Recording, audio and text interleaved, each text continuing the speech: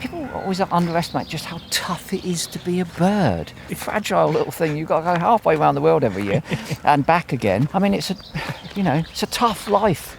And that's what we show on Springwatch, that, it's always been tough, for wildlife, but things are getting tougher due to the extra burden and pressures that we're putting upon it. Hello, my name is Ajay Tegala, and today we're bringing you a special bonus episode of Wild Tales, a springtime conversation with wildlife legend Chris Packham. Chris is a wildlife activist, he's open about his journey with autism, and he's been presenting Springwatch for over a decade. We've travelled up to the Longshaw Estate in the Peak District. It's a beautiful location with rolling hills, lots of trees, and a fair amount of birdsong. For the past 3 weeks, Chris has been filming Springwatch here, seeing the best of British wildlife. And there was one story that particularly caught our ears.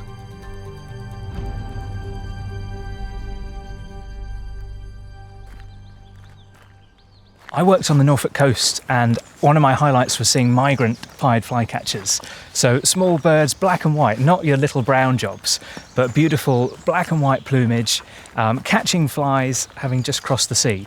And now to see one in a nest box on Springwatch, how does it feel to be following that this year? Yeah, it's a treat. I mean, very, very rare visitors to where I grew up in the south of England and live now in the New Forest. So if you want to see pied flies these days, you've got to go to the western side of the UK. There are a few in the West Country and then in Wales and then stretching up into the Lake District. Striking males, as you say, dark brown, black and white, striking bird, and the female's a little bit duller, but still nevertheless very, very beautiful. But I think aside from that, they're indicators, because they are a barometer of what's been happening to many of our bird species on account of the pressures that we've put upon them. Pressures start here at home. There's been a significant decline in large flying insects, and that's what they're feeding on, and that's what they're feeding their young on, due to the abuse and dependence of chemical insecticides. And then, of course, the trials and tribulations of migration, which is just incomprehensible to us. A tiny little bird weighs a few grams. It's got to fly all the way to Africa. And one of the themes of Springwatch this year is that nature writes the story of the season. But that's changing. And I wondered if there's anything in particular this year, a key moment or a key story that symbolises change of spring for you. Well, I mean, Springwatch is a learning experience for all of us, because we are confronted by things that we hadn't thought about previously, and then we need to understand them. And one of the things that we've uncovered this year is the intense competition between great tits and pied flycatchers. And now great tits nest in my garden, pied flycatchers don't. They're not a bird I know as well. I don't see them as frequently. So when I come here, I want to learn as much about them as possible. And what we see is that great tits are nesting over a broader period of the spring. They're starting to nest earlier. By the time the pied flies arrive, in the past, great tits would have been coming to the end of their nesting period, and there would have been opportunities for the pied flies to use their nest holes. That's not now the case, and we're saying that 10% of prospecting male pied flycatchers are being killed by great tits. Great tits are a feisty little bird, so that isn't unusual, but pied flies are a species that's in trouble. Great tits are increasing. We put a lot of food out in the UK. That's contributed to that increase in some way. Pied flies are migrant. They're struggling in their wintering ranges. They're struggling during that process of going to and fro, migrating a great distance across the planet. And now they're confronted with this asynchronicity, which is an impact of climate breakdown. And we're seeing that as something which is real and tangible and having impacts on these birds' populations. And it's, pretty terrifying, really. It's making all of that big existential thing that we imagine as a separate entity, that we imagine is something we can do nothing about. It's making it very real when you look into a pied fly box and see a dead animal there that's come all the way from Africa to breed and is prevented from doing so because the seasons are messed up. Oh gosh, yes. And I work at Wicken Fen, where we have lots of cuckoos, or I say have lots of cuckoos. We're seeing a similar thing where that synchronicity is changing and their numbers are decreasing, as well as, of course, the shortage in insects, the decline in insects. Yeah. The winners to me seem to be some of the heron species that we're seeing increase in numbers, the egrets, and indeed also cranes as well.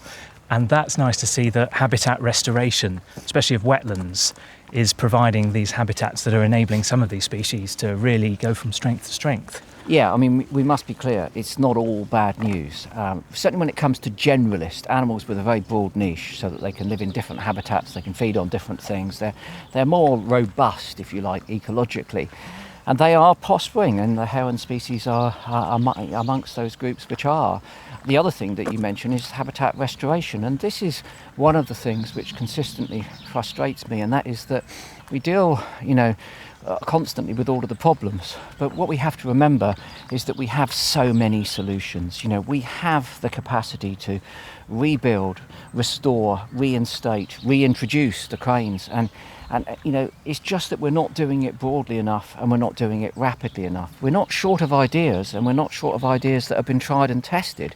We're short of them, the motivation, the energy, and the determination to make sure that they're happening, in real time. And that's, for me, that's incredibly frustrating, because if I thought there was no hope, you could be forgiven for giving up. There is hope. There's lots of hope. We have the capacity to address everything from our reduction in fossil fuels, our reduction in a dependence on meat and dairy in our diet. We can build better houses for people to live in that are better insulated and serve wildlife as well as people. We can reinstate habitats in pretty short order. I mean, you're at Wicken, you've seen the Great Fen Project and how much that's achieved in a relatively short space of time. We can do it. If you build it, they will come. We've got to get building. Because it doesn't take long. No, you just make a few positive steps in the right direction. Yeah, and things fly and from there. we've learned so quickly. I mean, look at Wicken. Block up a few ditches, do some planting here, bring in some grazing herbivores, shape public access. There's a lot of work been done there. Let's not underestimate how much toil and trouble the staff and volunteers have gone to achieve it. We're not diminishing that. It's fantastic. The vision is fantastic as well.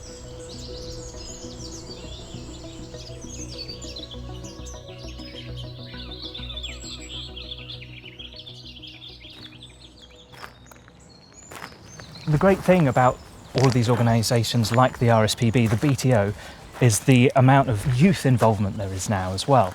And for me, I'm really uplifted by, for example, there's a 11-year-old near me who's just done a Fen-athlon, raising over £4,000 for the RSPB, the Wildlife Trusts, and the National Trust, and seeing the articulate and passionate voices of youngsters standing out from the crowd. That's really inspiring for me. Well, that does give me some hope, although I would like to see changes in the way that that's perceived. I've grown rather tired of people saying we listen to young people. It's patronising. What we need to do is empower young people, make them part of a decision-making process, because young people are clear-seeing, clear-speaking, and they're not risk-averse. And it's the last of those characteristics which is the most important. And it's essentially, I'm 64 years old. I know that my future is now increasingly limited. But when I look at 6-year-olds, the future's theirs. One stat that I love, and it says a lot about the power of youth to achieve great things, is that in 1969, long before your time, but I was alive, yes. Neil Armstrong stepped out of a spacecraft and landed on the moon. And obviously it was a momentous occasion for humankind. When the rocket took off in America at Cape Canaveral, the average age of the people working that day in that place was 25. 25. Gosh. Now, why was that? Well, there was a lot of old expertise there. If you look at the film at the time, in the central control room, there were a lot of people who were older than 25. But in all of the rooms that were off of that, the people that were managing that, the troubleshooters, they were all young people.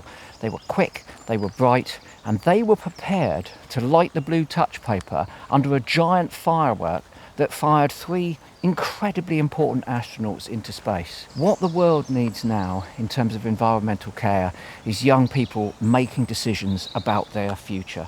Let's stop listening to young people. Let's let young people make real decisions and shape real outcomes. Fantastic. Just before Chris headed back to his busy filming schedule, We took a moment on a track, with trees arching either side, to just listen to the birds that surrounded us. Well, it's not the best time of day to listen for birdsong, but nevertheless there's twitterings, isn't there? I can hear a blackbird going somewhere.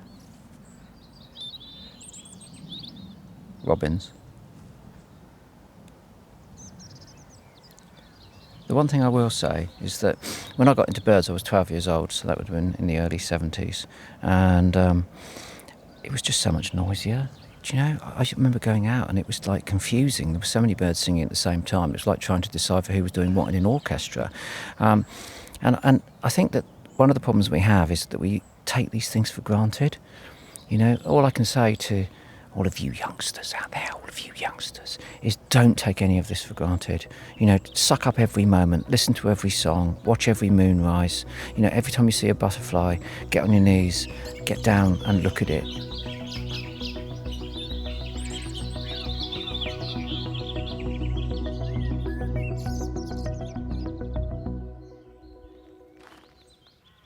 My conversation with Chris was just as wonderful as I'd hoped it would be. I was really pleased to hear him talk about youth empowerment. He made that very clear. And I felt almost a bit sheepish about talking about some of my own wildlife experiences next to this nature legend. But when he really endorsed the work to restore habitats, like at Wicken Fen, and when he talked about the reserve that I've worked on and that I love so much, and hear him really champion it, that was such a great feeling. And I almost had to stop myself from jumping up and down at that point. And so, yeah, I felt kind of wiser from my chat with him, but I felt, uplifted. There's some tough things that we talked about, but there's so much positivity that I'm really focusing on. And yeah, I feel better for talking to him. Thanks for listening to this episode of Wild Tales with me, Ajay Tegala. Video podcasts from the National Trust can be found on our YouTube channel or on Spotify. While you're there, why not check out our history show, Back When? Or for smaller ears, Ranger Ray and the Wildlifers. See you next time.